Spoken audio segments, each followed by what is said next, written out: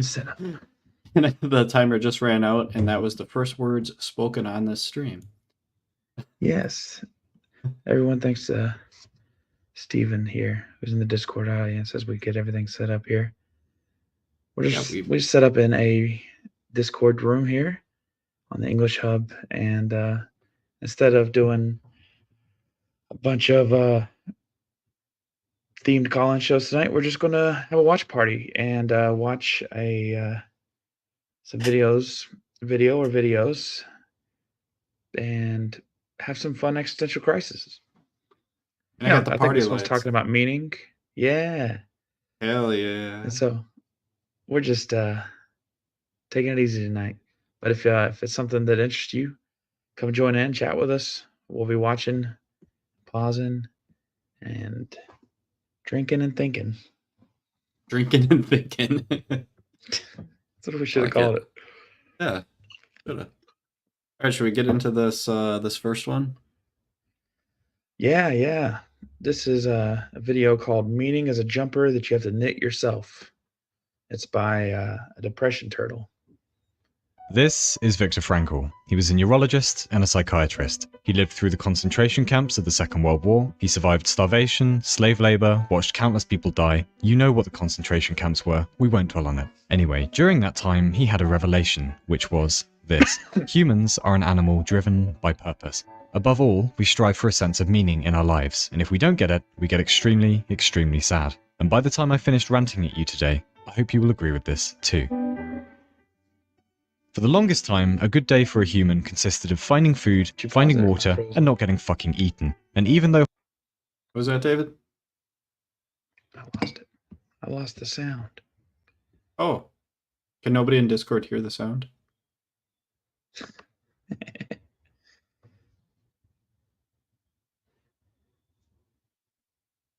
Are you frozen? You're frozen in technical Discord. difficulties. Okay. Hey, Steven, can you hear the video when it plays? Let us know.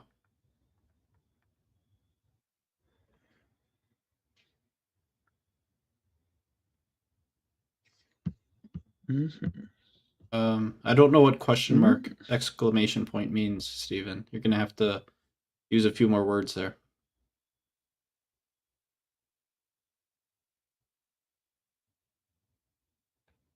Yeah. All right, well, let's just keep rolling.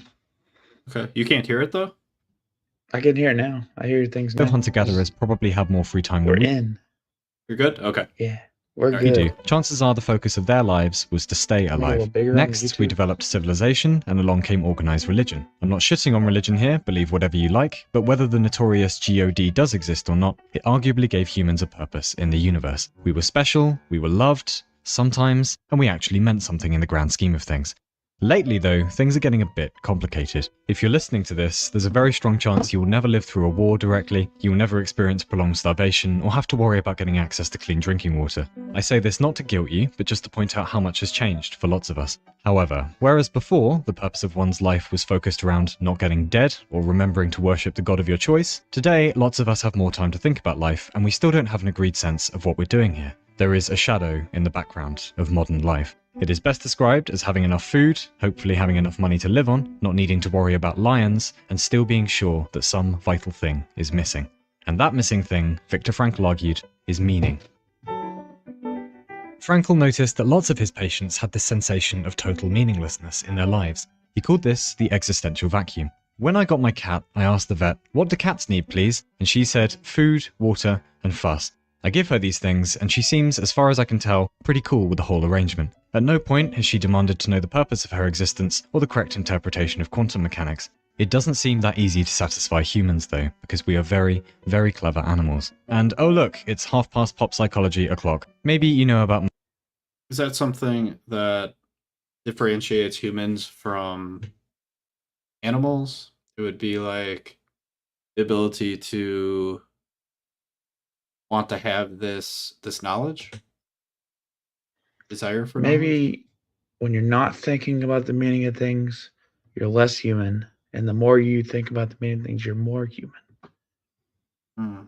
And to be human is Don't know yet. Keep watching. All right.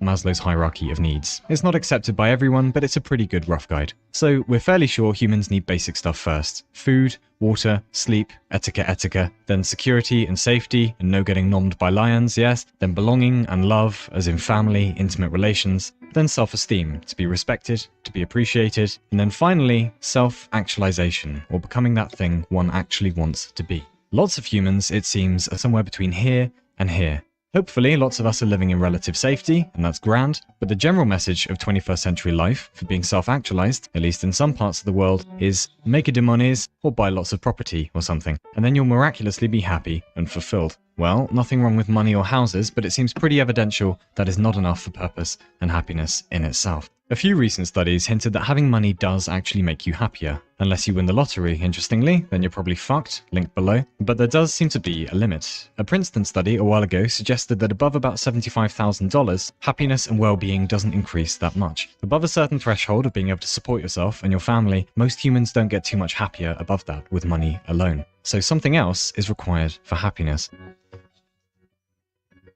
Happiness is one of the few things humans try to achieve for its own sake. But there's a problem with happiness, which is that most of us seem to behave thinking, well, when I've bought, finished, driven, built, completed X, I'll just be happy forever, and nothing will ever hurt again. If you've ever tried being human, you may have noticed that this is not how happiness works. Ever. Usually, over a long enough period of time, humans revert back to their baseline hedonic set point, their default happiness position. This is called the hedonic treadmill, and it's a fundamental shit part of the human condition. But what's interesting is that there doesn't seem to be a meaning treadmill in the same way. For example, one of the most significant life events for lots of humans will be having more humans eventually. And parenting itself seems to start off feeling pretty cool, but gets a bit fucking stressful for about 20 years. And in those 20 years, even though the euphoria dies off, and many parents at times wish to eat their young, the feeling of purpose does not die off. This also appears to apply to long-term relationships that work and professions people genuinely enjoy. There may be difficult weeks or months, but overall, if it's in line with what an individual actually wants, inherently, then the thing continues to be meaningful for a long time, possibly even for life. Meaning seems like a far more sustainable goal than happiness. And according to what we know so far, if you have the first, the second often follows, even in hard times. Years ago, I had a shit temp job in an office, and I spent the entire time being incompetent and fantasizing about getting out. And my boss, who was a nice lady, seemed genuinely happy filling in spreadsheets and playing solitaire when the big boss wasn't looking. And she was very clever, so one day I asked her why she liked working there. And she said that when she was little, she used to dream about working in an office and having a desk and going to the coffee machine, blah blah, and now she was living the dream. Why? Why would you dream about working in an office? I mean, maybe they lived in a real crowded house. Maybe they lived on a farm. Maybe they really, really, really liked the British sitcom The Office. And they or the new Australian remake. Yeah. They wanted to be Jim or Pam or Stanley. Such an odd choice, but I mean, all right. Anyways, I just wanted to comment on that. Dream, and I realized at that moment just how different humans' motivations can be. If working there was in line with what she wanted to do, and she was happy doing it, which she was, then who the hell was I to tell her otherwise? Unfortunately, humans are not cats, and food and water and fuss just ain't gonna cut it. Most of us seem to want to be trying at something we enjoy, but the spectrum of human enjoyment is so vast it's ridiculous, so there's not gonna be some magical human science that says, alright you fucks, everyone eat 5 cream eggs a day, learn the accordion, get a job as a telephone sanitizer, and then you'll find purpose in life. It's something a lot more complicated than that. And Viktor Frankl's position was that finding an individual sense of meaning is a journey the individual has to undertake alone. Sometimes you come across people who are much older than you, but are still self-centered or compulsive liars or whatever. And it's worrying because you assumed if you just live long enough, you'll work shit out and stuff will be fine. And here's someone who lived a long time and somehow is still an awful person. One day I was talking to a Buddhist nun about this, and she said, well, obviously, you have to try at being wise or you'll spend your whole life never growing. Meaning is a jumper that you have to knit yourself. That seemed quite clever and quite true. Oh, a jumper is a sweater, to those of you living in certain breakaway British territories, what? Where we are now well, might be that makes part of a sense. huge experiment in human history, which is give some people miraculous technology, give them education and Mars bars and VR, and see if that provides them with a purpose in life. For some of them, lots of them, it doesn't seem to. The question then is, yeah, thanks for the technology and the education and everything, but life still feels empty on some level for some of us. And what the hell do we do now, please? Every age has its trials. The existential vacuum might be ours. If you take away the constant threat of death, purpose is given back to the individual. And that's bad, and that's good. If one actually pursues some individual sense of meaning, whether it be in love, or work, or whatever, that's grand. If not, an entire lifetime can be spent, and many have been spent, doing nothing about it. The game of life begins with you appearing on the outskirts of this huge, dark forest. You ask a few people what we're all doing here, but no one, including your parents or teachers, really has a clue. Now you're told that inside the forest is real life, and if you go in, you'll have to do battle with all sorts of monsters, like loneliness, everything feeling futile, shit jobs, people being vindictive, your own limitations, not knowing what you inherently want, worrying about income, worrying about disease, the death of people close to you, universal human stuff, right? But facing up to it, actually saying, fuck you, I'm gonna learn or make or become whatever it is, or just refuse to die on the inside, despite living in a universe that is clearly not kind, and where suffering is inevitable, that might be the only way of achieving some sense of individual meaning. What's that Ray Bradbury line? Ask no guarantees, ask for no security. There never was such an animal. And if there were, it would be related to the great sloth, which hangs upside down in a tree all day, every day, sleeping its life away. Just being alive in the first place is fucking ridiculous, and it's amazing that most of us are even keeping it together at all. It's one thing to get called into creation without being asked first. It's an insult to injury to then be expected on top of that to work out what the hell you're doing here in the first place. And I think there's a pretty good chance that Viktor Frankl and a bunch of others have already shown us how to beat that problem. Purpose seems to be personal. It comes from the inside, from a sense of enjoying one's work, from living around people one actually loves, from striving to know, even if only in a small human way, for a short human time, what we're even doing here in the first place, individually. If not that, then what the hell was the point in being here? And if that feels like a challenge, well, that's to be expected, because everyone else is playing the same game, whether they admit it or not, however much older, however much more powerful they might be. What is it with these pricks one meets at parties sometimes who claims they've got it all worked out? Are you serious? Have you even noticed where you are? You'll find... Do you have something? I was saying that was me. Oh, you know, that was you. The prick who talks to you at parties about existentialism. No.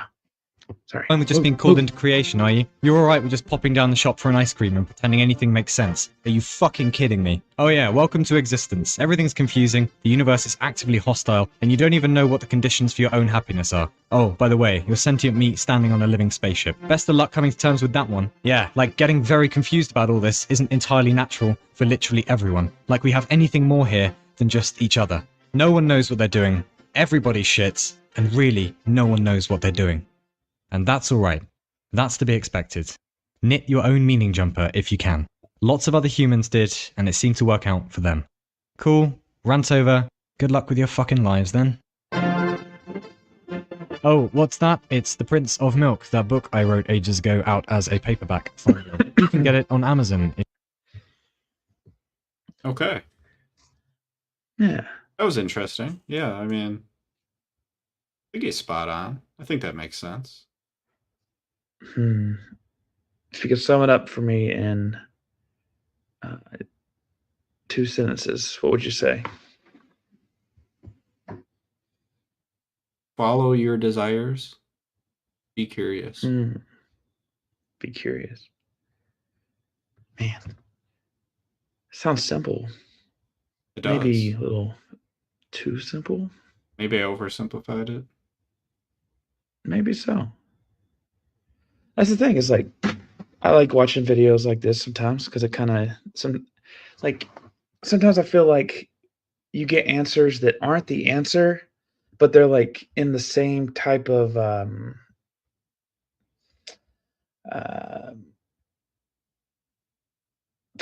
vibe of the answer. It's like you're finding things that are inspirational to get you kind of closer to what you're looking for. And so it's like I watch this and it's like, okay, it's way more complicated than this. But finding little axioms and finding little paradigms, like just framings of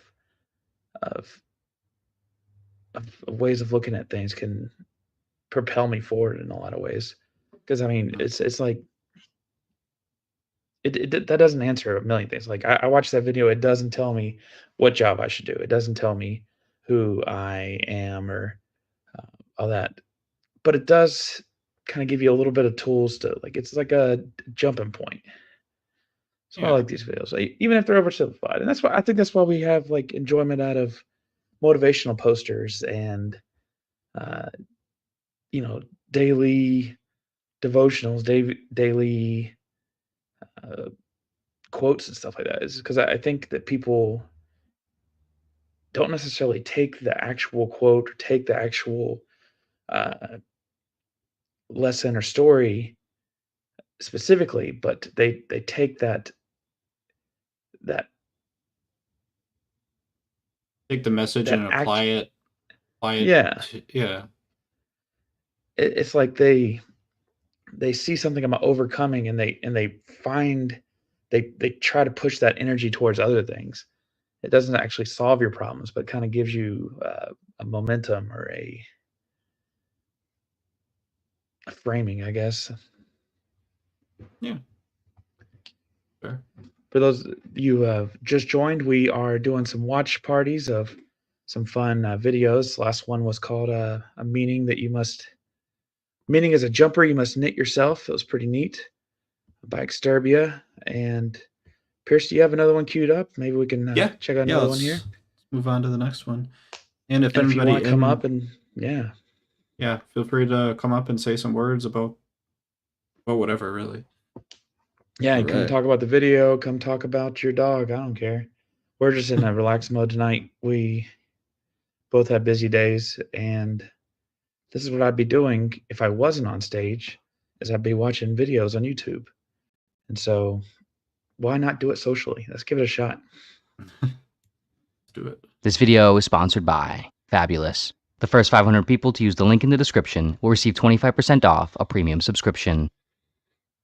It started as a normal night. A young woman named Claire was out with a couple friends and her boyfriend in Austin, Texas. The group had a few drinks at one of their apartments in downtown and then went out to a couple of bars in the area.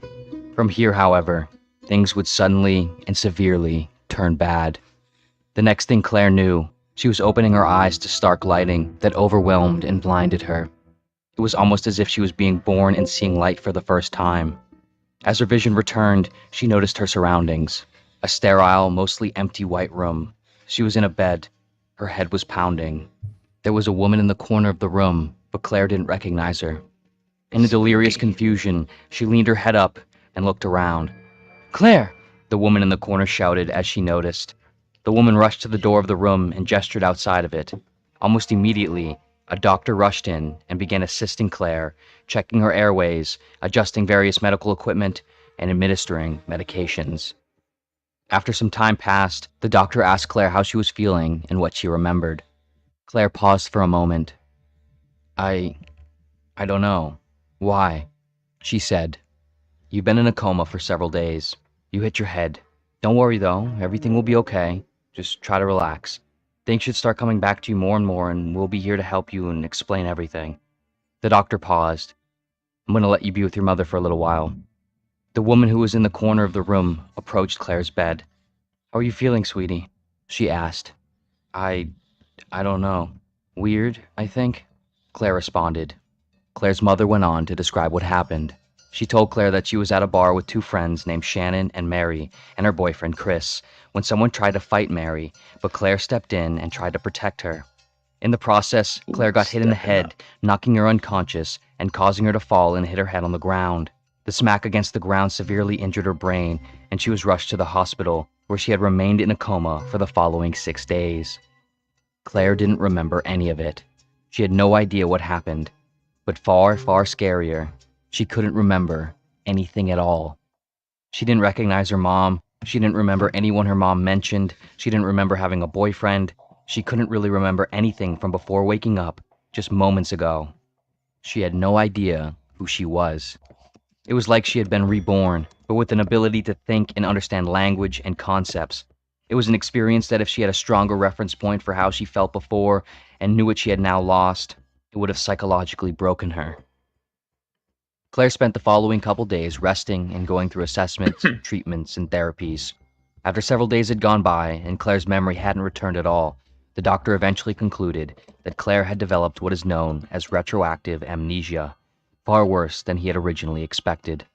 He explained to Claire and her mother that this particular condition was known to affect episodic, autobiographical, and declarative memory, which were essentially responsible for remembering events, people, contextual frameworks, and essentially who someone was and what their life was like.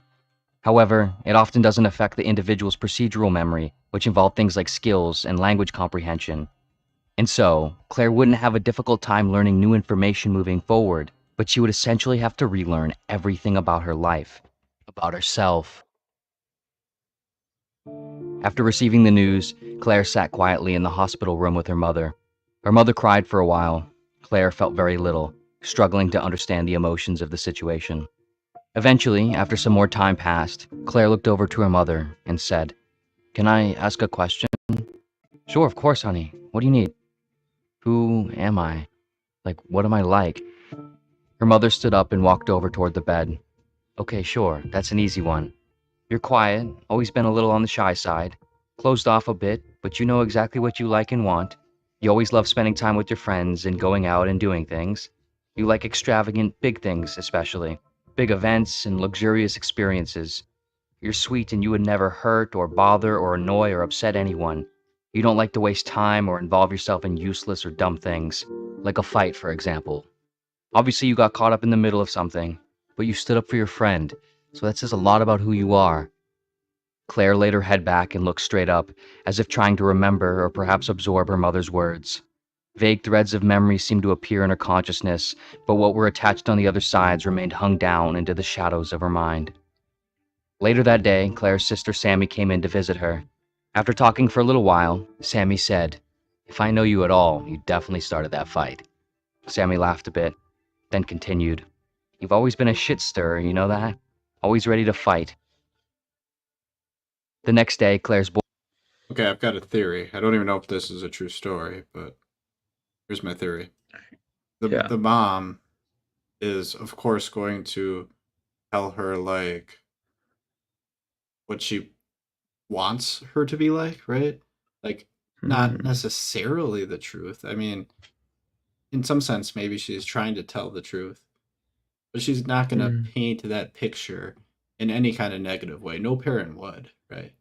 You're not going to go up to your child and say, "Well, you're kind of a shit stirrer," right?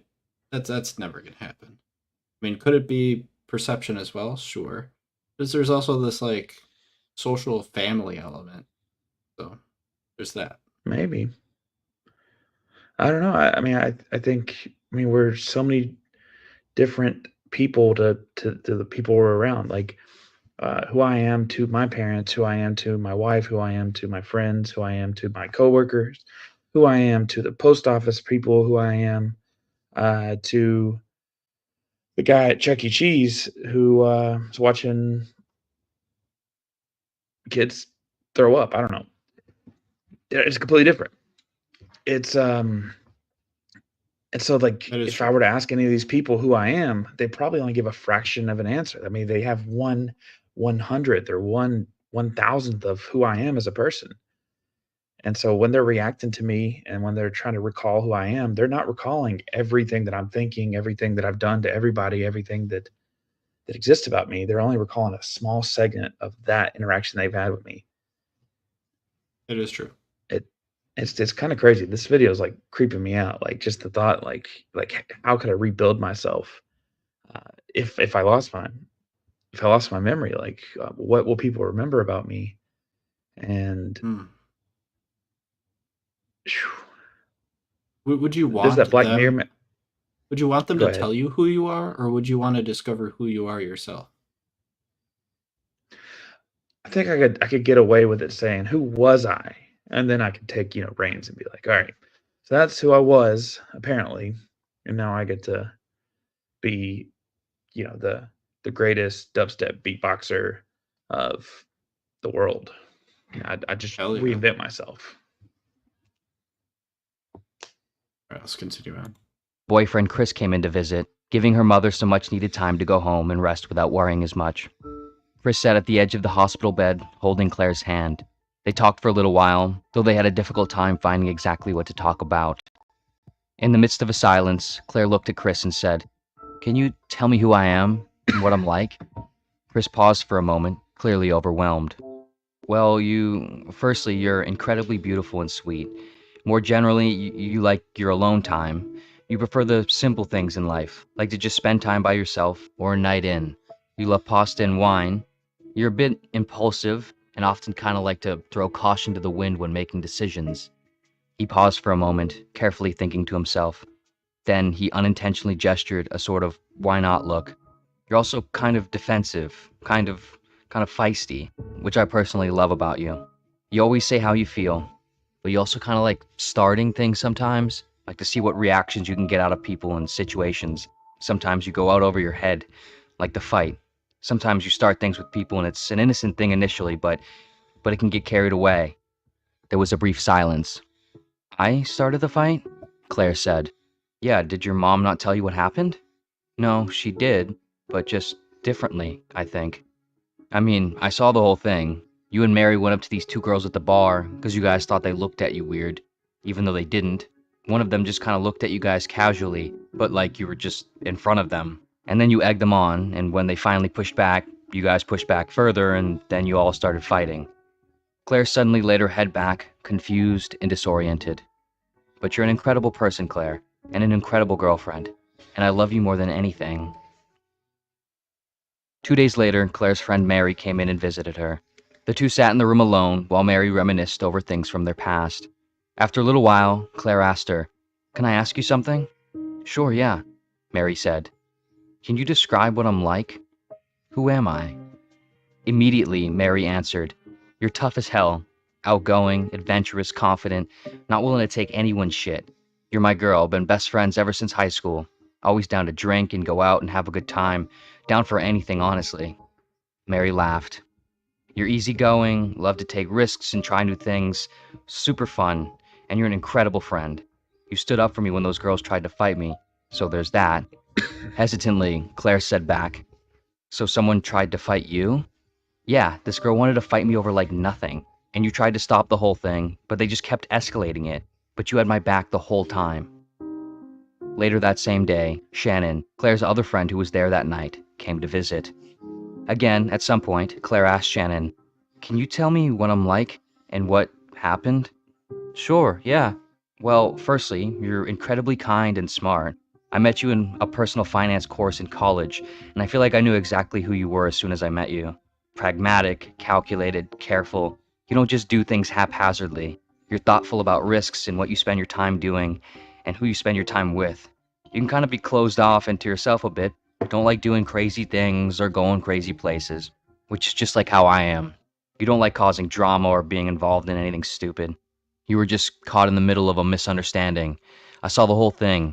I was standing with Chris while you and Mary went to get a drink, and these two girls, I think, thought you guys were someone else, and you guys just asked them what they wanted, but they, prodded back at you for some reason, and then it all just erupted, and you were just there in between it all, trying to stop it." Soon, Shannon left, leaving Claire alone in the hospital room for a while. Claire sat in silence, thinking to herself, trying to piece everything together.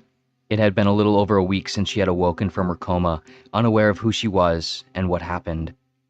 Now, after she had talked with 5 of the people supposedly closest to her, asking each of them who she was and what had happened and why, somehow, she still didn't have any idea. Each person described her almost completely differently, often in complete contradiction with each other. But each person had good reasons, examples, and an obvious sense of certainty with what they said. Claire wondered to herself how she could be all of those things they described, if they contradicted each other. What was actually true, she wondered to herself. Was it all true? Was none of it? What is true? Who was she?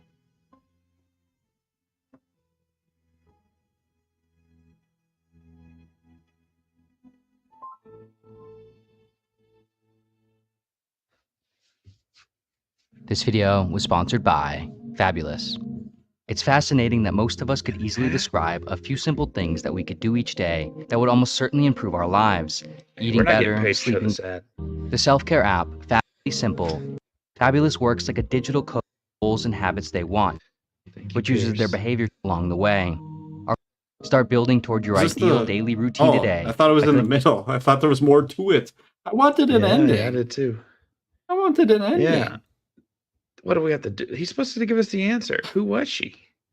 Yeah, who was she? Is there really nothing at the end here? No, there's nothing.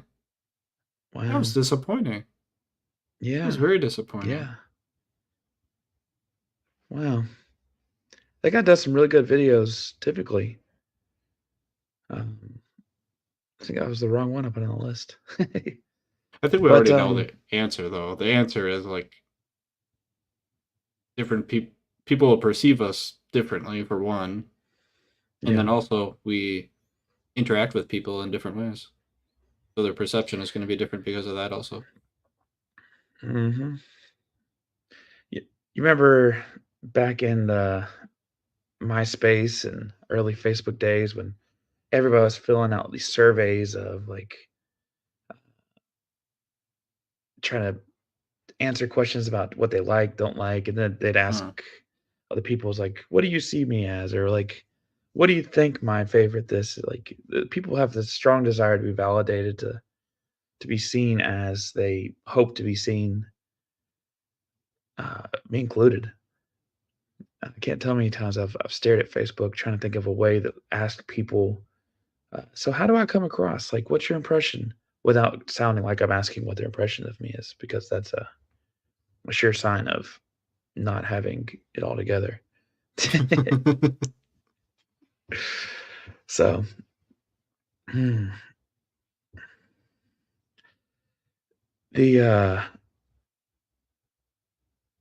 there's that episode of Black Mirror. I don't know if you've seen it, at which, spoilers for anybody who hasn't seen it also, the technology exists where you can recreate a human being based on their social media profile. They basically have you send in a bunch of pictures and there's any kind of text you have from them and social media, and they build a robot that's supposed to be like as close as a real person as possible. And the story goes like, it's incredible at first because like her boyfriend or her husband died, and this is like feeling they get more time with them, but after a while they're like so incomplete because only portions of them exist that are recorded in that regard. And my dog just really does not like that episode, and I have to go calm him down. Excuse me.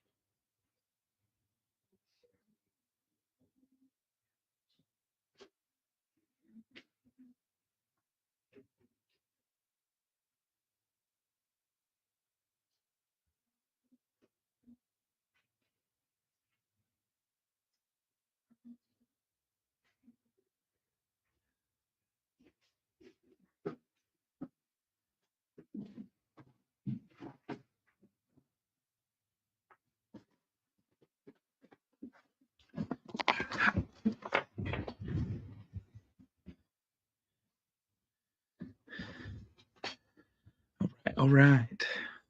Am I still here? Can we hear things? Is somebody muted? Pierce, you muted something. I've been muted that whole time that I was trying to entertain people. And nobody said nothing. Nobody said nothing. Nobody said nothing. And what are these people doing here in the Discord? That they're like just chilling, watching me, just chilling, having a good time, watching me talk and not saying anything. What is going entertaining? on? You know, people pay money to see mimes all the time. Maybe they're lip readers and they just didn't even think about it. Maybe. And if you look at your comment section on your video, it does say muted. Yeah, but he was like, he's on a delay. That was a serious delay. Like, he didn't comment that until me? like you got back. Oh. No, Taylor. Evening, gents. Hello, Nitty. Good evening. That was something to watch. Yeah. I liked it. What? It's not something, it's not a concept I've engaged much in my recent history of thinking about that kind of stuff, but I liked it. Nitty, who do you think you would be if you had to piece together who you are from the people around you and maybe the internet? You want my narcissistic opinion of who I think I am? Not who you think you are, who you think other people think you are. Oh. Well, I guess my guess is that if you looked at me through YouTube, you would say that I'm highly opinionated, passionate about certain topics, that I deeply care about my family, and some people in the atheist sphere of YouTube. You might get the sense that I don't have a lot of relationships outside of being online. Some people might think that I'm really queer, actually. That I'm not exactly straight, if not just straight up queer or something, which is fine. I don't care. They would know that I really like Marvel, that I like fantasy and world building. Does anything you said so far feel different than how you feel about yourself? The queer thing, I'm definitely not very queer. I have opinions, but they're probably not as strong as I might come off. People might think that I am bolder, try to be bolder and more courageous than I actually am. I'm usually a lot softer in person than I might come off on YouTube. Yeah, I'm confrontational online, which people might perceive me as, but in my real life, I try to avoid it. Some people consider a keyboard body armor. It's even the YouTube itself. I mean, I definitely try to put on a show. You might get the sense that I really hate certain kinds of people when I don't mean to seem that way. Sometimes. Maybe my frustration might come off as hate, but it's really not inside. Are you going to do anything to remedy any of these contradictions? Or whatever I've actually been trying to curb the difference between name calling and saying that an idea might be dumb or mistaken. Trying to. I like to say that I don't make fun of someone unless they kind of earn it. But well, I've earned all the make fun of out there. If anybody wants to, you can have it. Make fun of me as much as you want. I need it, like energy. And you might get the sense through YouTube. Go ahead. If you don't catch me saying that I'm a parent, if you just kind of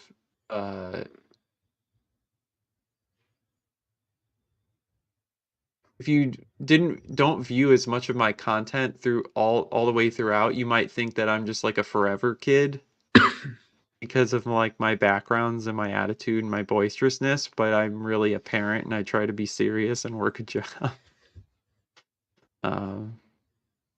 So I was talking today to another parent, and I was thinking about how pretty much everything from my childhood I could recreate at this stage. Like I could go back and play video games I used to like. I could watch TV shows that I used to watch when I was a kid.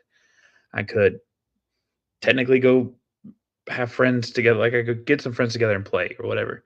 Technically, But the thing that I don't get the most right now in my stage of life, because I have 2 kids, is I can't sleep in, like ever. That's what I miss about being a kid the most. My youth is fighting me there. But yeah, what you're saying, a lot of things you were saying there has kind of led me to think that we should pick our next video. How the Overton window has the Overton window shifted left or right, Pierce? Why don't you cue it up there? Do it. Oh boy. You want to stay on stage, Nitty? Of course. All right. Do you have anyone else that's poking?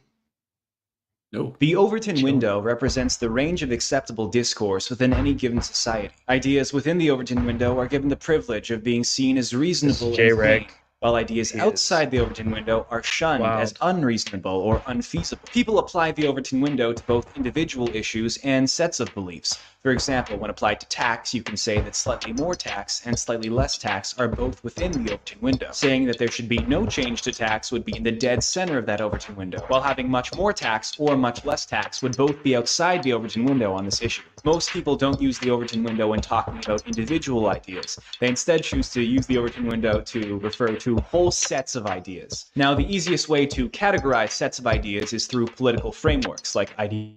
To illustrate this, here's a political line. The best and only way to illustrate political ideologies on a spectrum. The Overton window normally rests here in the center of that political line. Every ideology within the political line is a part of the privileged centrist class. If you're in the West, everything in this box is going to be some form of liberalism, whether that's social democracy on the moderate left or neoconservatism on the moderate right. One of the most important questions we can ask about the Overton window is how it's shifted over the years. What ideas were taboo 50 years ago but are now openly being discussed, and vice versa, what ideas are taboo now that weren't 50 years ago? How have the last 5 years, for example, shifted the Overton window? The last 5 years were pretty interesting.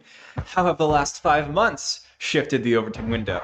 The answer to that question is, it kind of depends on who you ask. If you ask a leftist how the Overton window is shifted, most of them will probably say that the Overton window has shifted to the right. They'll cite a rise in right-wing populism in Europe and across the West as an example of this. They would point to right-wing ousting of center-right ideals to more of a paleo-conservative, more nationalistic sort of ideology that's more mainstream now. Some leftists argue that this rise of right-wing populism leads to ideas like fascism now being circulated seriously. However, at the same time, many right-wingers argue that the Overton window has shifted to the left in recent times, but has also been shifting to the left over the last 50 years or so. A right-winger might observe that progressivism is the child of liberalism, and so if it's not the status quo now, it's at least its heir. They point to conservative ideas being pushed to the fringe of the Overton window, while ideas like cultural and economic Marxism proliferate in academia and media. After all, as Marx said, Cthulhu may swim slowly, but he always swims left. So what's going on here?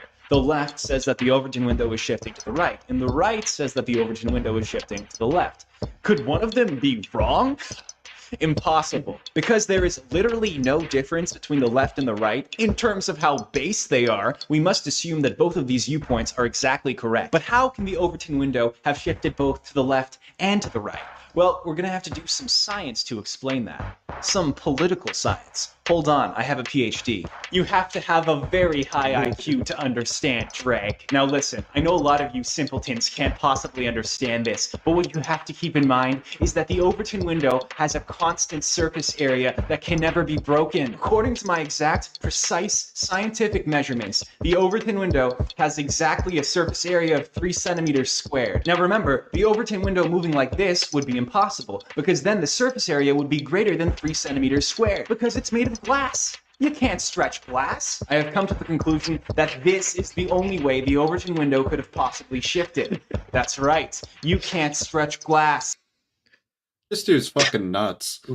Oh yeah, absolutely. Enjoy the ride. He's post meta, I like him. Meta post ironic. Yeah, his humor is a little weird. His humor, yes, right? Yes. Okay.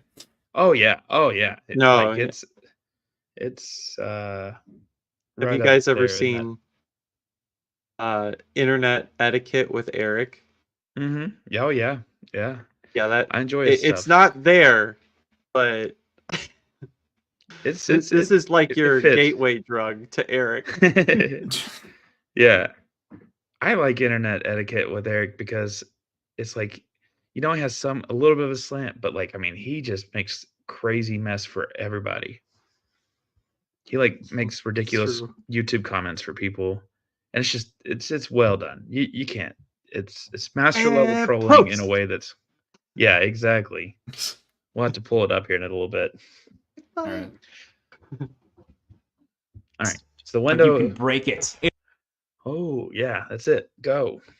Okay. It all makes sense now, doesn't it? Being in the dead center of the political spectrum is no longer within the Overton window. As the Overton window has become more accommodating to leftist ideologies and right-wing ideologies, it has become less accommodating towards centrist ideologies. Right-wingers have overt nationalism and dragged it into the Overton window, just as socialists have grabbed socialism and dragged it into the Overton window. Together, they have truly owned the libs. My theory is thus: liberalism is failing. Extremist ideologies proliferate in online space. Narratives and counter-narratives that before have never had the chance to see the light of day now have the opportunity to jump from brain meat to brain meat. Even liberals are sort of gathering that they can no longer take for granted the fact that they have a liberal society anymore. Now, if people value liberalism, like actual liberalism, they now have to like represent their ideals and fight for it and justify why they should have a liberal society. Now, some of you are already saying, oh, what's your source for any of this? It sounds like you're just making shit up. Okay, first of all, fuck you. Read a book. And by that, I mean watch a YouTube video. And by that, I mean watch this YouTube video. That's right, I'm my own source. What are you gonna do about it, huh? Leave a comment? Boost my algorithm rating? Rest in piss, truth, fellas. As much as I would like to take credit for this, it was all of us working together that threw the brick through the Overton window, shattering it into two halves that will never be bridged. I dream of a glorious future in which the Overton window cracks entirely. There is no range of acceptable discourse. Nothing is acceptable discourse. And yet, at the same time, everything is acceptable discourse. Everything will be permitted as different political ideologies try to replicate themselves. People think they have ideologies. The ideologies have people, and they will use these people to proliferate themselves. A great war of ideas looming. A battle royale of every feasible framework on the planet vying for domination. And whichever one wins, the status quo will lose.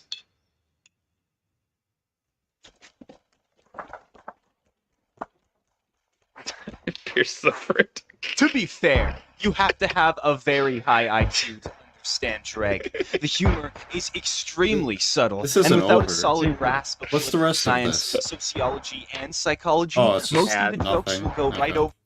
Yeah, it's patron stuff, and yeah. If I had, but to he's guess. explaining, how high quality of a researcher he is. I mean, that I think is ridiculous, but I don't know. It's one of those things. It's like, they say truth is hidden in humor. Is one of the best communicators of truth. I don't know. I do think that pretty much anybody who tries to make like a more centrist middle ground suggestion is like, like pick a side, like choose something, do something. It doesn't make headlines. It doesn't move anywhere. That dude's got body armor. He's got a lot of body armor. Oh yeah, dude, you're up for a rabbit hole. If you wanna like follow down the literally go down the tier list of mental illnesses or oh my, it's there. It's legitimately videos about mental illness tier list and political compass raps, and it's it's something. It's something to be seen. It's one of those things that, like, you want to send it to people because it's like, wow, this is interesting, but it's like, wait, there's a possibility they're not going to understand we're being ironic here. Yeah, yeah. You gotta be careful. I don't know if this was his point or not, because it was hard to see through the humor. But I think his point was like, we got people, and we used to have them in this comfortable area right here. And then as of recently, it's gotten to people are heading outside that comfortable area. And the people in the middle, there's no people in the middle anymore. They're meandering out a little bit. Then the people who are on the outside, they're meandering out. That's kind of happening. Yeah. I don't know if that's the case or not. Maybe. I think definitely the people on the outside who are, just barely in that safe zone, they're meandering out. I think that's the people. I don't know if there's no longer people in the middle though. Maybe not. Maybe apolitical people who I would call them the ambivalent. and the uncritical. It feels like 10 years ago, or not 10, like 20 years ago, like it was that case. Like you don't get associated with far right extremists. You don't get associated with far left extremists. But now that circulates more headlines, and like the discussion about those ends, I think, drive more algorithm, and so I think that's why honestly, I just think it's not profitable to be nuanced. Hey, we lost that person in the crowd. Oh man. What if we're trying to use the Overton window to look at the wrong thing? Say something else. Yes. Yeah, right. So the reason he did that break and there's not people in the center is because that's not what the Overton window is about anymore. It should be about, well, I'm not going to say should, but what we might need to be looking at is what's the Overton window of our social dynamics? Like what has become acceptable in terms of how we're interacting with each other? Like, and is that like a range that is shifting, or like, and what size of the range of that spectrum are we on that can better explain the breaking of the glass, the stretching of the glass? Right. I mean, now where you got internet pockets, I mean, it's so much easier for someone to be more comfortable in an extremist. That's right. It's setting, like to identify in that way, or to explore, to get personalized, to get that kind of content, to get that kind of framing put to them, and so it's like less surprising to run into people who feel that way. I think because we have more space for them that we didn't have in the past. Like you'd have to go to like some kind of bookstore or gun range, or I don't know, like church. I mean, there's all sorts of. You'd have to have some kind of social gathering to do it. But now you could have a grandma and some 15-year-old in India, banding together on that same ideal. Yeah, that they never would have connected in the past. That's true. I'm trying to figure out what the linear spectrum, what the axes would be to have like a window to look at this thing. And I want to say it's like individualism, like radical individualism on the left, and I'm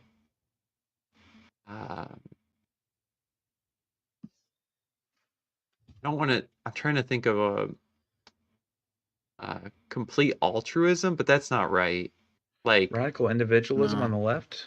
What do you mean? Yeah, it's like, it's something like identifying with a community or a greater population. I get what you're saying, that people are able to do that in the online space. But my thought is that that's an individual pursuit less than trying to think about like the humanity as a whole, or thinking about your neighbor, if you kind of follow, like thinking about people outside of that group. Not to give an example. If that makes sense. So yeah. Well, I mean, let's just use our modern politics, right? So if our Overton window is about self-interest, primarily has shifted to self-interest groups, then that can explain the high polemicized environment. So like the people who want to take away all forms of reproductive care, or like IVF, abortion, and things like that, they're only trying to maintain their group's values, supposed values, without nuance on like how they look at humans, how they look at the human body. And they're not really thinking about it from the other side's perspective. I'm not saying everyone, but a lot of them might not. Or something like immigration, right? It's either we have to strap this country down and not let anyone in without like extreme measures, or we, try for charity and accepting, asylum seekers, and we're not as stringent with every single person, right? Hey, it sounds to me like I mean, the Overton window might be like the acceptable. You're describing two ends on both sides. Like you're describing it, far left, far right. I mean, it sounds like you're agreeing with the video we just watched. I am to an extent, but I think though I'm trying to help differentiate what I'm saying between. I feel like people are more putting their identity and sense of self on top of those ideas, rather than thinking about. It's hard to put it to words. Maybe someone in the audience understands what I'm trying to say.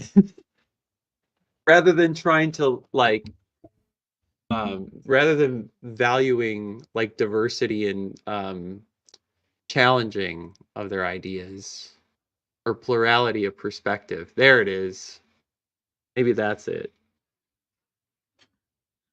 It's more acceptable to hold firmly to your perspective and identity, and to have a plurality. So you're saying that we seek validation rather than try to seek out critical inquiry? Probably. I mean, I'll agree with it. Mm-hmm. I'm not sure if that's exactly what I'm trying to get at, but okay. So like someone on the opposite end of the spectrum, like someone who was talking about they were just complete opposite. I think you said like taking away reproductive rights or in vitro fertilization. If they were for those things, absolutely for those things, are they not also staying firm in their values? Like, I mean, are they not also taking one stance and not entertaining a plurality of perspectives, or whatever you were saying there? Like, how is it that they're standing strong on their view, but it's okay, but the other person's standing strong on the opposite is not? I mean, what's I didn't say it was okay. I just said that's how it is, or it probably is. Yeah. I'm trying to think of an example where it's more about the self-identification. I get like the validation by the group through the idea, rather than the idea and it challenging you, and trying to figure out how to compromise.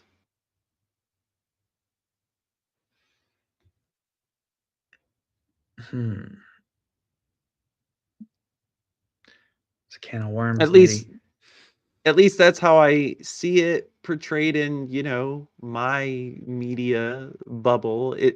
It's like there's no really both sides are like we have to win, and we're going to come out on our side and it's going to be this black and white way, rather than an agreement to say, okay, I understand a lot of Americans want this. It's hotly debated. Why don't we, go through an extensive inquiry and figure out, okay, what it really is healthcare for this situation or that situation. It's nope. It's got to be this way or it's got to be that way. And when we win, it's going to be that way. Do you... I mean, I think there's so much to be said about attention being the currency in the marketplace of ideas. I mean, I saw some Canadian guy. I think he's like a conservative guy. He did a nice PR thing. They asked him questions. He just said yes, and then they asked another question, no, and then the other guy said yes, and everybody's like losing their minds because nobody has seen a politician just actually answer a question with yes or no. And I think there is so much there's so much staying power in just being rememberable, being someone like having things that stick in people's mind that I think you're right. That people do vote by identity. They vote by having That's right. a sense of these people have my values, and I mean, because it's hard. I mean, there's 8 million different issues, and I mean, we're not a true democracy. We're a nice republic here in America. We represent officials to do the thinking for us. And yeah, that's... Well, and the other part of it is that in my opinion, there's a lot of otherization in the discourse, right? And I've been personally enjoying Kamala Harris saying, I'm for all Americans. I wouldn't call them all stupid.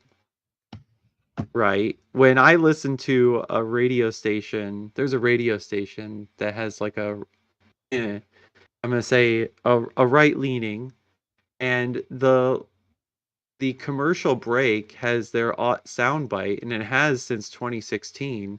We have to win the culture war. We have to defeat, our opposition, the left in this country. Which left what?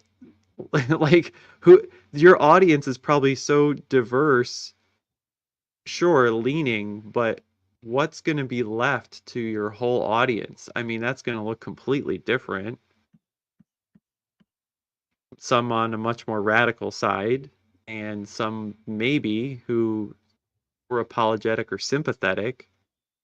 But now, it's normalized to say, nope, the other side of my community, my group identity, affiliation, they're scary, and I'm fighting them.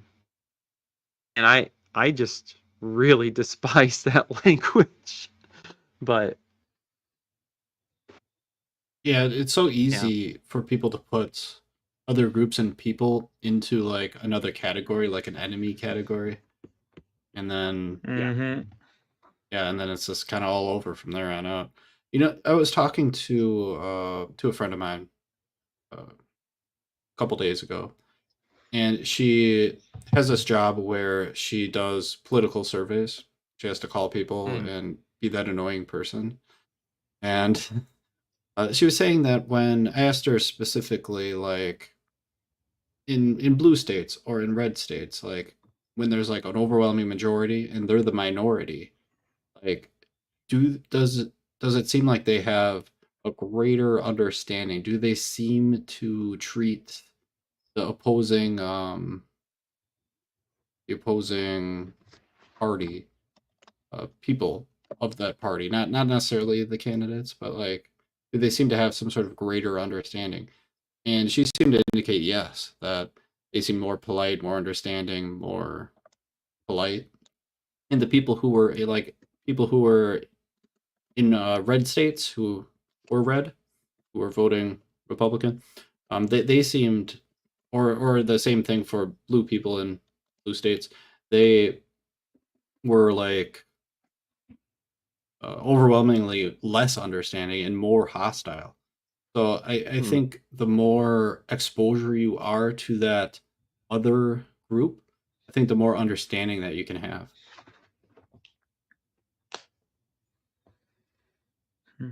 Yeah.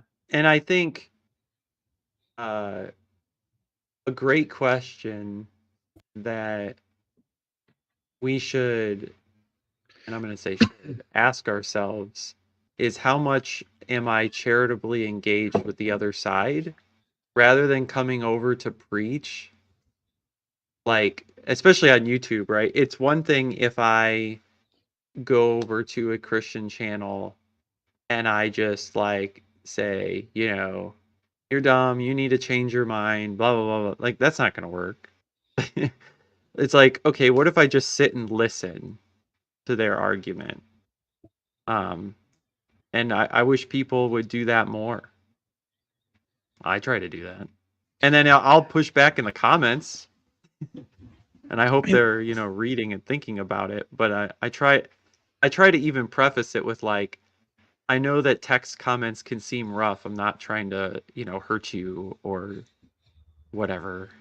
But I mean, if you think about it though, I mean, a lot of the conservative values are based on things not changing. I mean, that's the conservatives to conserve the old values in that regard. And and so it's much easier to make like a group, like an us for them in that regard. And so anything that is offering change is a them.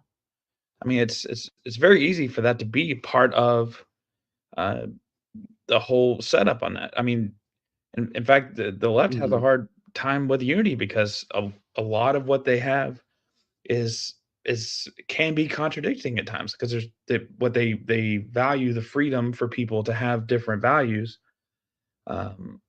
in some ways, in some of them don't. It's harder to unify that because they have less, that they're so open to change in that regard. So like it's understandable to me when I see conservatives like having this mentality like the left or whatever is their potential enemy because it offers change, it offers adjustment to the status quo, it offers potential uncertainty that they uh, against things that potentially could have been, good for them, or maybe they're being told that this is good and people are just trying to change it because they want to do something selfishly they want to take or something like that. And so, the whole narrative is like the Democrats are just in it for themselves. Like they that's the narrative on both sides, is it not? It is the narrative on both sides. That's what I see. Like I to me, that it's the left and the right wing are the different sides of the same bird. But don't get me started on that because I don't have a great flag I can plant and say like this is my affiliation, and that's frustrating. So, but yeah, so like I was saying, I can understand why the othering happens, and like of course the conservatives largely are a more unified group, so they become the other of the people who are wanting change. So this isn't like just there's a certain amount of boogeyman, there's a certain amount of like embellishment and scapegoating, but to a certain extent there is groups that are trying to they have conflicting ideas, they're trying to bide for power.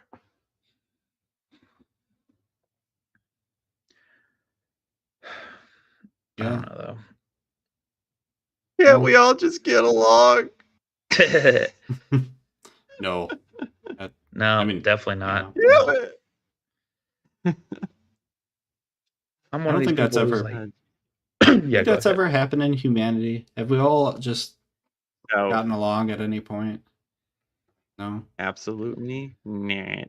What about the first humans? You know, they must have been somewhat cooperative. You know, they had to make offspring, right? Depends who you ask. Who those were? What those were. Yeah. When do you make that? When does Homo sapien really start? Yeah. I see what you're saying. Erica Gutsip Gibbon literally says species are made up. They're just conventional labels for mating points and things like that. They're a gradient, yeah. Yeah. So what's the first human? Depends who you ask. I'm the first human. Just in case you wanted to know. Yes. I'm glad I met you. Yeah, thanks. Great. Yeah, me too. Should we move on to another video?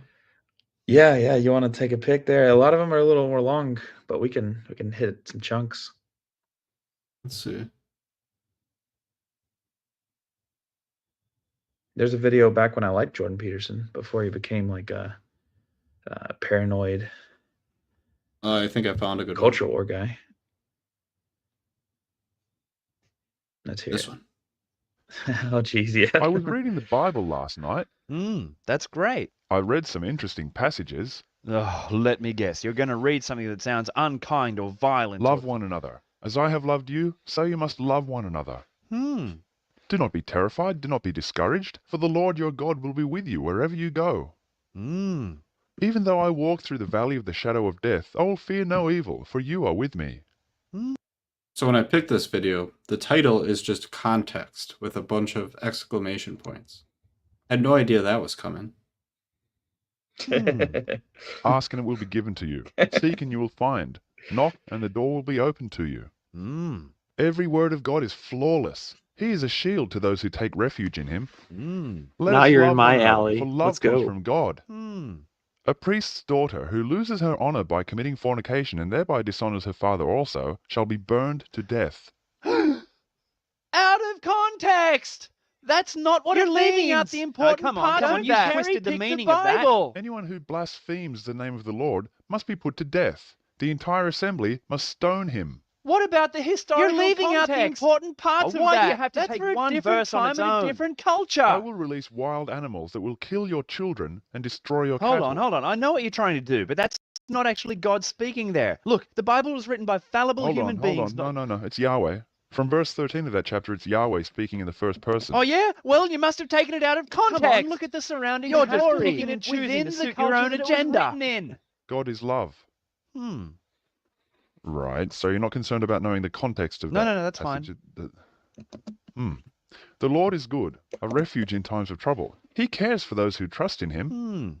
And Joshua took all of the cities thereof, and they smote them with the edge of the sword, and utterly destroyed all the souls that were therein. He left none remaining. Look, you don't know the correct context of that. Oh, the context. Well, Joshua had been Moses' apprentice and in fact commanded the first battle after the Exodus against the Amalekites in Rephidim. Having successfully spied upon Canaan, he was rewarded by God for his faith and was given divine assistance in slaughtering city after city in a lengthy invasion of the region known as the Promised Land.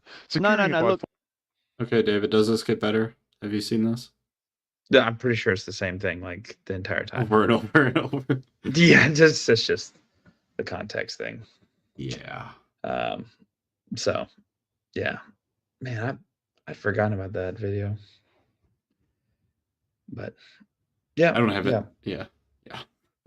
I think 3 minutes of that was good enough for me. Yeah, I think you got the point. That should have been like a reel, like a TikTok or a reel. Just do that, 15 seconds, talked about, and then you got the discussion. That's a lot. I'm gonna steel man my former self. If I can. Okay.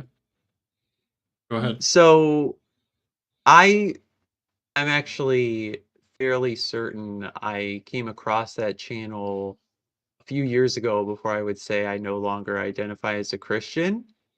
And I think what would frustrate me about it is that it's not so simple of a retort to dismiss context. From my former perspective, the context is the nuance, and it's a bit it's hyperbolic for the video to go back and forth like that. This would have been my prior opinion. Now I'm a little bit more flexible on that. But part of, for some of those verses, part of it is hearing the other person out and understanding like the historical take on that, why that text might be there, what the broader purpose of the book might be. Not that it really justifies a lot of it, but yeah, that's how I would have kind of worked with it. Yeah, is more of how people kind of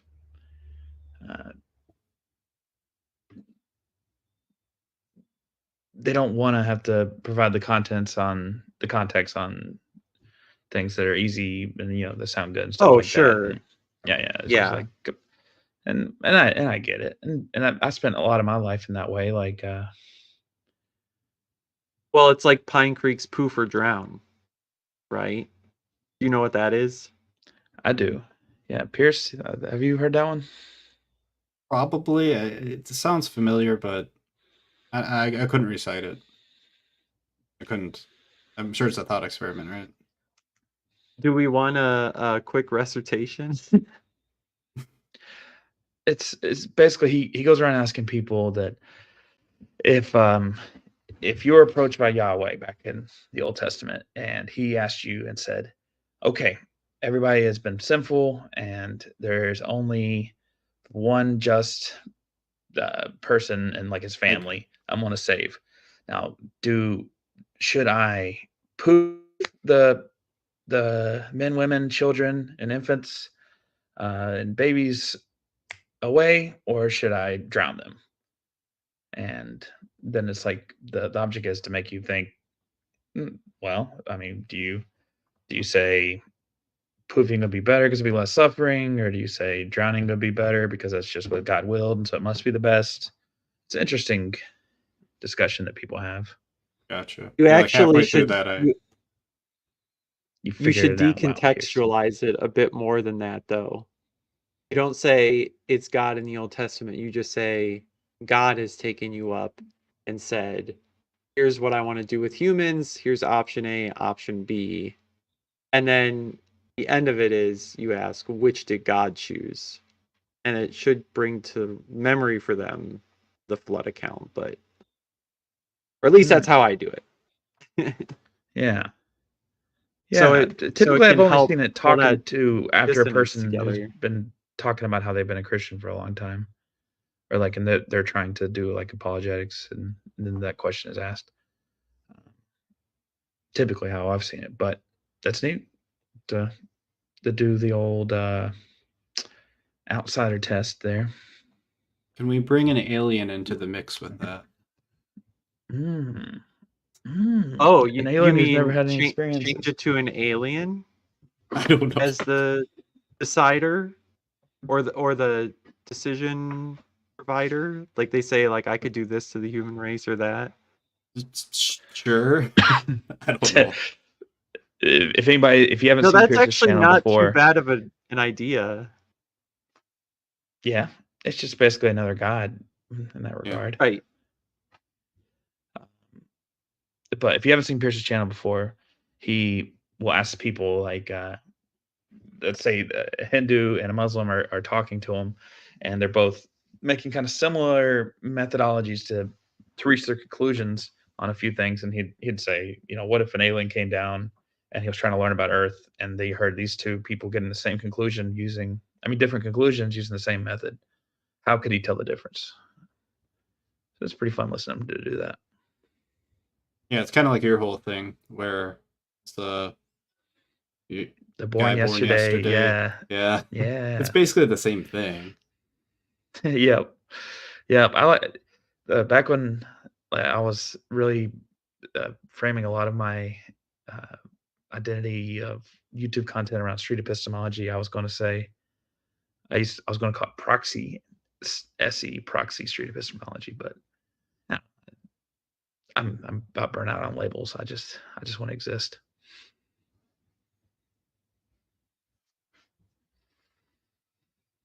Do we got anything else here? Anything with Daniel Schmackenberger, any of those videos are fantastically interesting. Like that is, he's one of these people that I'm afraid that I like most everything he says, and that scares me because I usually start criticizing somebody at some point. I mean, he might be like a little too what's the word? He could come off as pretentious to people. I think it's like that blue one, the War on Logic, or Daniel Schmackenberger, reality. Oh, right there. Himself. Okay. Yeah. But they're long videos. An hour and 30 minutes. Yeah. I mean, let's go with the toolbox fallacy. Yeah, it's a good short one. That's nice and lighthearted too.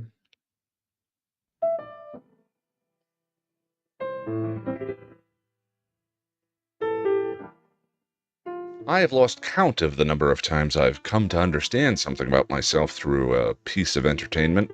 Collateral is a surprisingly thoughtful and intimate action movie about a hitman, played by Tom Cruise, being driven from job to job in a single evening by a captive cab driver, played by Jamie Foxx. Before they meet, we see that Fox is clearly in the stream of life. His preparation for the day is methodical, familiar, and perpetual. When the job gets difficult, he folds down his visor to look at a postcard of an island paradise. Between rides, he fawns over a catalog and dreams of starting his own limo business. Limos, he tells everyone, are what he's really up to. The cab thing is just until he gets the money together. How long you been driving? 12 years. As the movie reaches its climax and the two men strike at each other's character, Tom Cruise hits Fox with a hard truth. Paper towels, clean cab, limo company someday. How much you got saved? Someday my dream will come. Didn't happen. It never will, because you were never gonna do it anyway. All it ever took was a down payment and a Lincoln Town car. That girl, you can't even call that girl. What the fuck are you still doing driving a cab? After college, when people asked me what I did, I would tell them I'm a video creator, a storyteller. But right now, I'm working this job until she graduates, until we get the money together to move to California, until I can buy a camera, until I can get a good editing suite, until I live in a place with collaborators. I remember the moment when this illusion I'd been using to fend off reality finally collapsed. I was working in telephone tech support, the most soul-sucking job I've ever had. I'd just been called a worthless idiot because I couldn't get a disembodied voice into his meeting. I put my head down, and it occurred to me I hadn't made a video in 6 years. And the only story I'd told in all that time was this lie I'd kept repeating to myself. And I thought, maybe this is all I really am, the person I became while I was waiting to start my life. A creation is a marker dropped in the stream of time, and the longer we go without dropping the next, the less meaningful that marker becomes. As the unyielding grip of each passing day dragged me farther from the things I'd made in college, eventually became was. A writer writes, a painter paints. And at that moment, with my head down, I understood for the first time that I was no longer a video creator. I had put off making anything new for long enough, using the same fallacy over and over and over again. I can't do X until I have Y.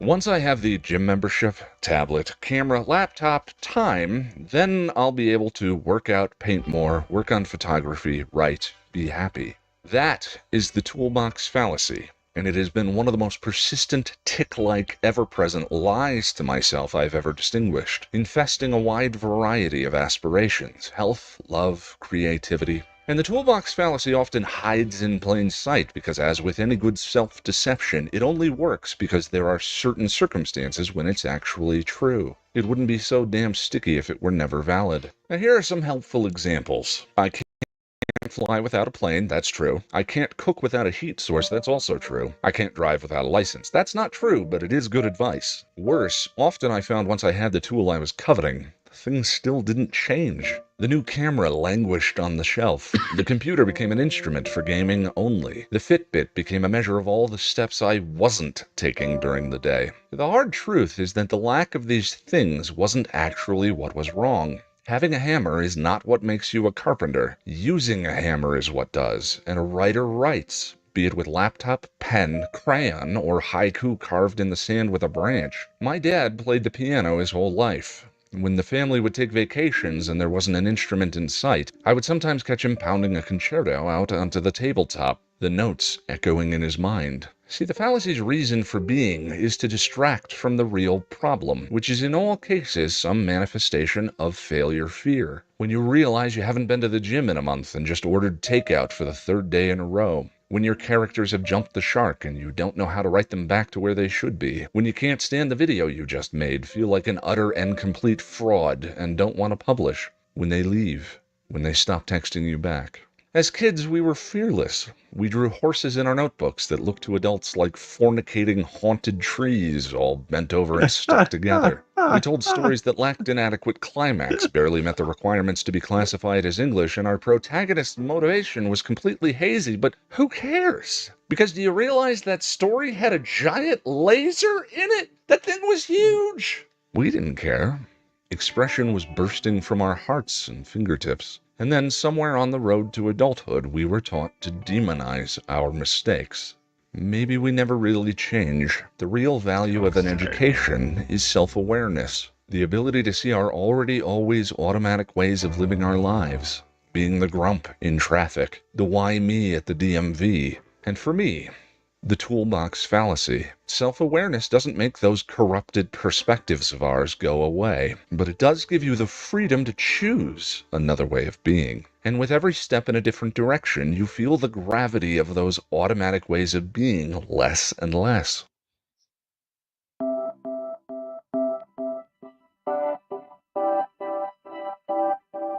This is the first video I made 7 years after college. I recorded it using my computer's built-in microphone and edited it using software that came pre-installed. Most of the clips are not mine, but the composition is.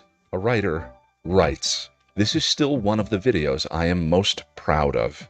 I am a high-functioning neurotic. Much of my life has been dedicated to learning how to manage my own fear of failing, and I have only ever found 2 things that work for me. The first is to expect failure's inevitable visitation from time to time, as opposed to fearing it. The second is to remind myself as necessary that a lifetime spent failing would still be a life better lived than the one in which I never got started.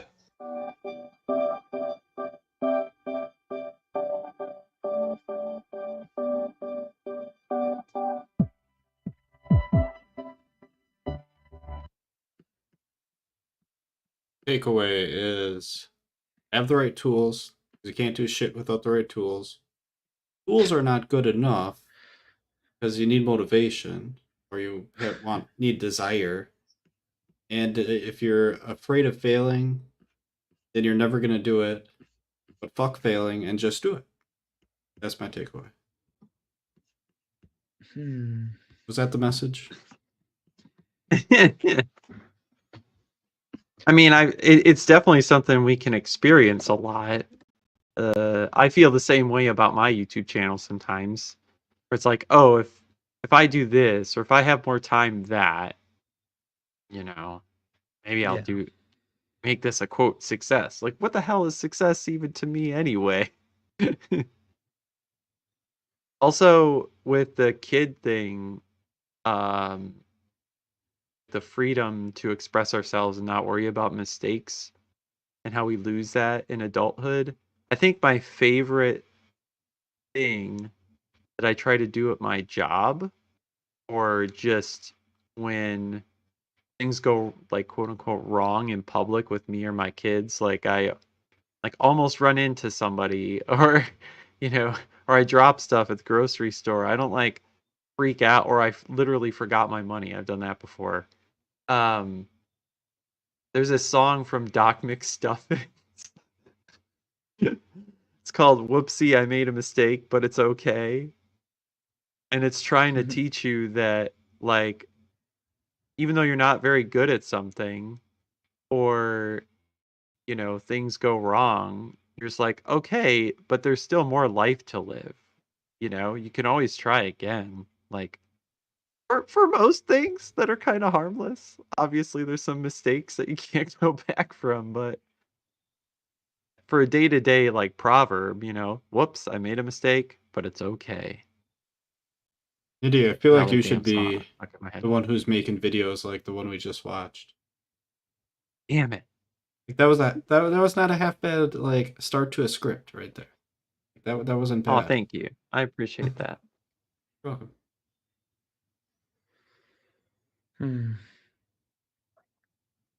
Very good. What else we got on this list? I'm chewing on so many like video ideas that I've got like a folder on my phone of screenshots of things like, oh, I want to come back and talk about this. I want to make a video about these kind of topics. Oh, I've got a note that I could scroll through. I've got a script for a video. Like I'm gonna make a channel introduction, and no, I'm just using my lizard brain, and it's been nice. Pierce has been a champion of production here, and he's helped me have a weekly call-in show. But it's a bit scuffed, but yeah, I mean it's all right. But I've leaned into my lizard brain, and I have not created anything on purpose or like without being reactive, because I think one of my biggest skill sets is being reactive more than proactive or using that executive function stuff. I think they have a name for it, something like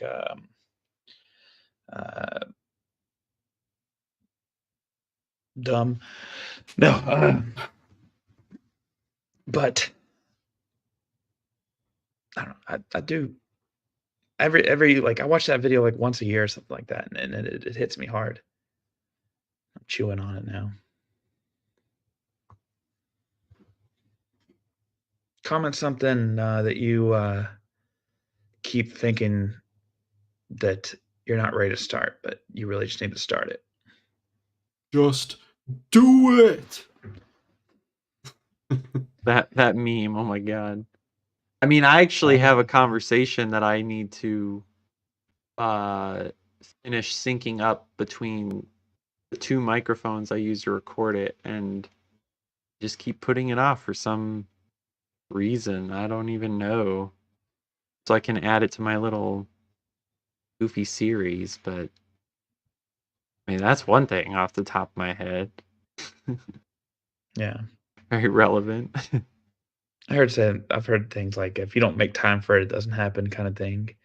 And it's like I have time tonight. Like I could end this show right now and do productive things. I could You mean I could get off stage and edit that? You could be doing it right now. You could do it while you're on stage. What's stopping you? The world's your oyster. Oh no, I can't. I'd have to listen to you, listen to the video, and listen to that. If I had separate sets of my brain with multiple ears, more ears, then maybe. You have 2 ears.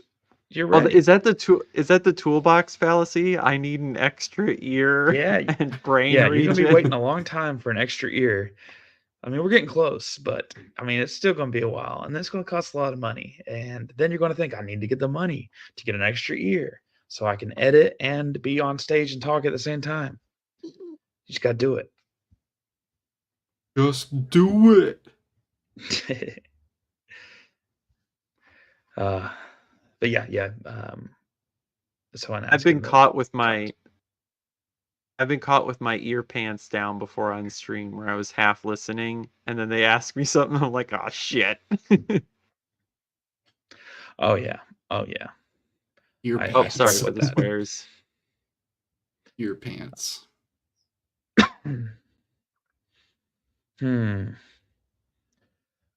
There are maybe 2 videos potentials on this list here. I think either watch this long one and finish up, or watch this short one and then think about watching another one afterwards. The You Probably Don't Exist is fun. It's the same person who did that first video we watched. Oh, I like it's one of my guy. favorites by them. Yeah, Exturbia is a fantastic channel if you want to have some great existential crises, but they're fun. He has a way of painting how grim and or how deep and vast the well of existence is, and then being reminded oh yeah, but I mean that's why not happen. It's called Exturbia. Yeah. Yep, with a 1 for the I. Highly recommend. Okay, I found it. They have a ton of subscribers. Okay. All right, we're going in on this one.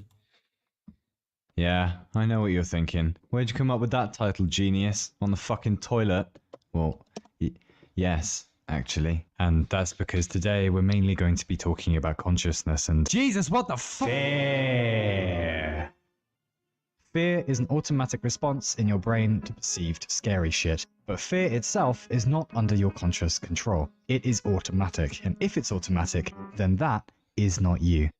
It is a thing your brain does, but it is not a thing that you do, conscious you. So presumably, there's stuff in your brain you don't control, and then there's stuff in your brain that you do control. Stuff that is you.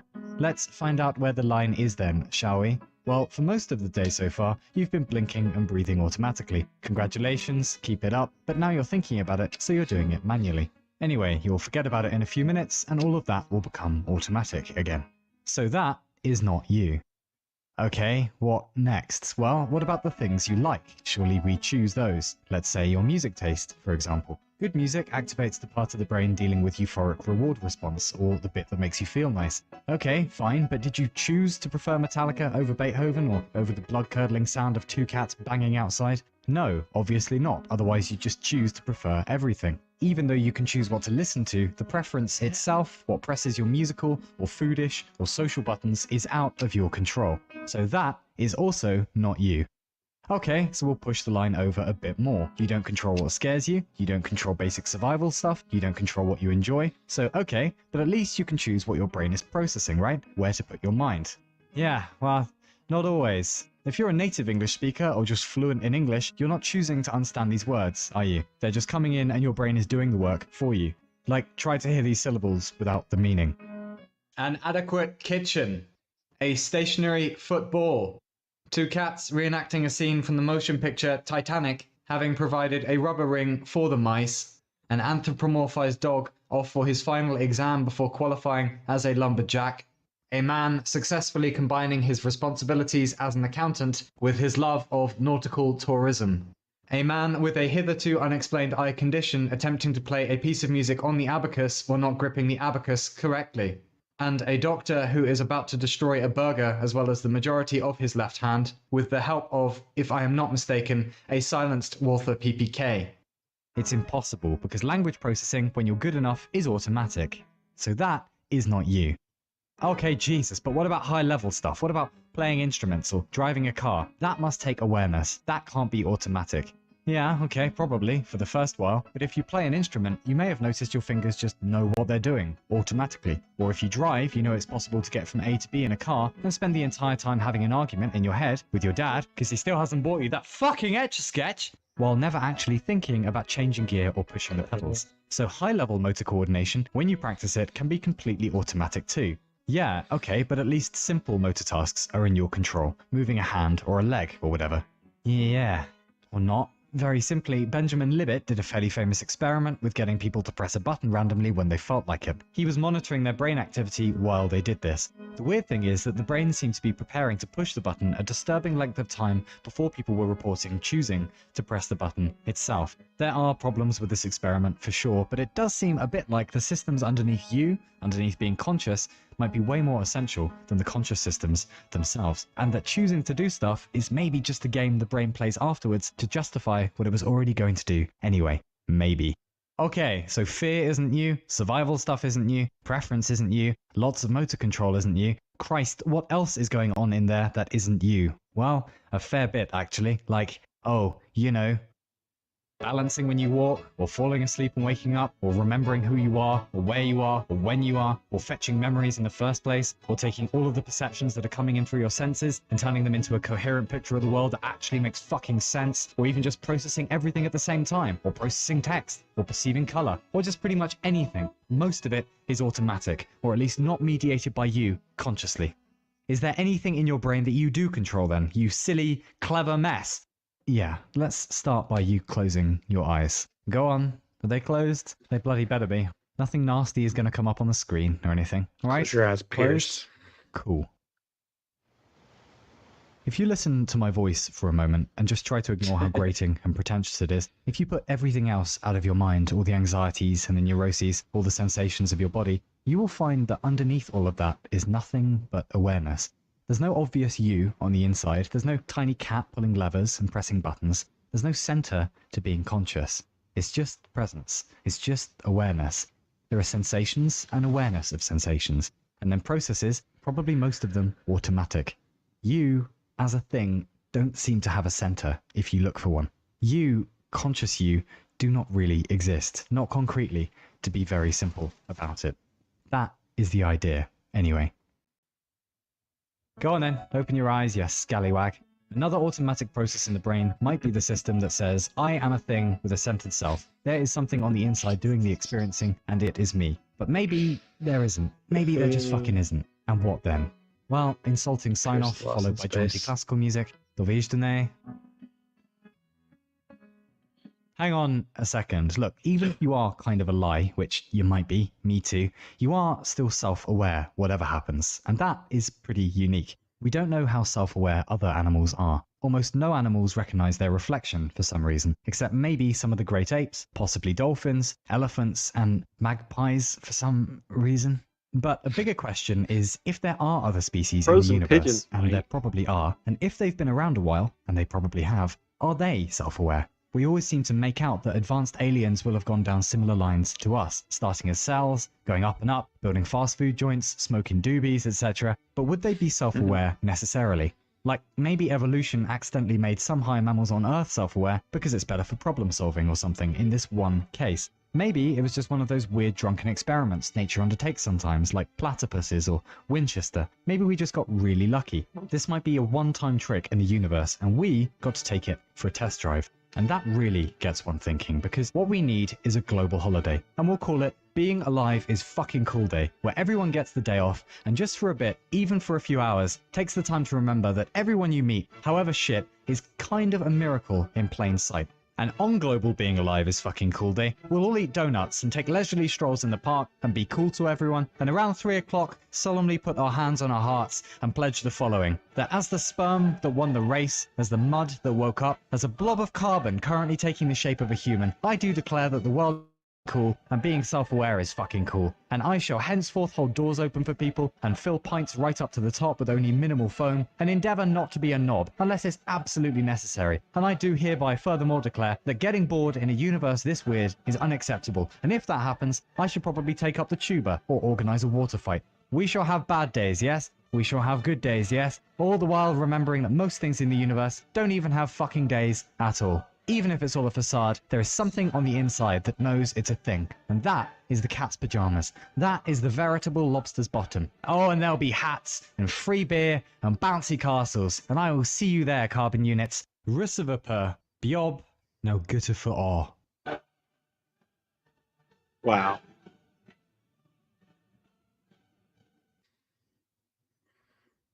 I had a few moments of euphoria there.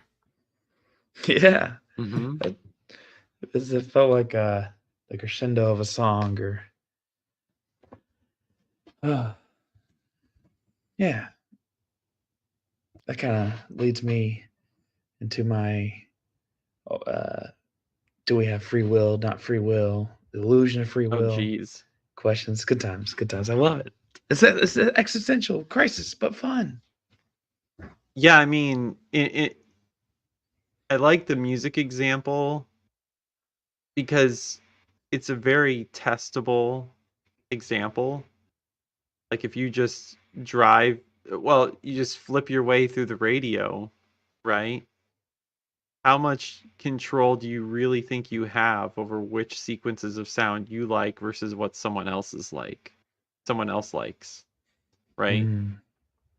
Yeah, I would love to like everything. That'd be great. I don't know if I would love to like. I don't know. You need to convince me that I would love to like everything. Yeah, I guess. Imagine the music library that you could have. Like, you just turn something on and you like it. Doesn't matter what it is. Yeah, that'd be good. Like, going to what extent could you turn that off? Like, I mean, if you hear birds chirping, are you just like, oh yeah, it's my jam? I don't think I get to choose how much I loathe my daughter chewing with her mouth open. But what if you did love it? I would complain less.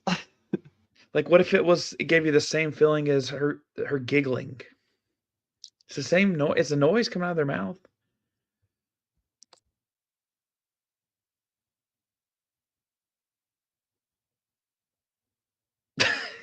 Yeah, I think you just hit him in the noggin. Caught you with your ear pants down, or whatever you said earlier. What a valuable expression. I think you caught him with his brain pants down. Yeah.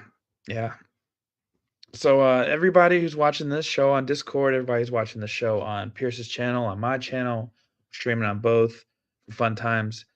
Come in and comment videos or names of videos and stuff that maybe we could watch in the future, because it's pretty fun. I'd like to do this again sometime. We typically do a live call-in show where we have people call in. We do topics ranging from personal beliefs, religious beliefs, political beliefs, and our goal is to walk through the process of the thought process, is what we call it. The thought process of how they came to their conclusion, not necessarily like arguing this conclusion is right, this conclusion is wrong, but the goal is at the end of the day, the person speaking understands their position better, the person listening understands how they came to that conclusion, and the person who is speaking also might understand why the other person might think differently. That's the goal. It doesn't mean that people have to agree with the other side, but the goal is to understand a little more. And maybe we'll be less awful to each other sometimes. Maybe it would feel less othering if we saw people as understood the context of where people came from. So go on our YouTube channels, send us a message on Discord if you don't want to fool with YouTube, and give us some videos or give us some thoughts on the things that we've watched, things we've said. Listen to our other stuff. Subscribe to Pierce. Downvote all my stuff if you want. I don't care. Pierce is the man with the production plan, and dislikes our engagement. Dislikes our engagement. I'll take it. Like, I'll be the negative, the evil Pierce.